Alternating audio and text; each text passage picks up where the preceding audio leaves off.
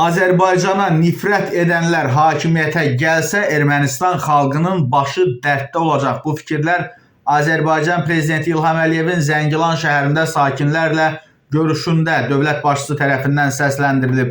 Dövlət başçısı qeyd edib ki, biz bilirik ki, Ermənistanın siyasi müstəvisində Azərbaycan xalqına, dövlətinə nifrətlə yanaşan kifayət qədər dairələr var və onlar hakimiyyətə gəlsə, bax o zaman Ermənistan xalqının başı dərddə olacaq.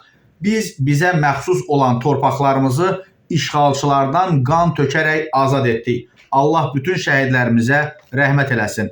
Bizim bütün hərbçilərimiz, qəhrəman döyüşçülərimiz ən yüksək qiymətə layiqdir. Biz həm döyüş meydanında, həm siyasi müstəvidə, həm iradə, peşəkarlıq və yüksək mənəvi keyfiyyətlər, ləyaqət göstərmişik. Məhz buna görə bugün Azərbaycana əvvəlki dövrdə olan hörmət bəlkə də 1-ə 10 artdı, Azərbaycan lideri vurğulayıb.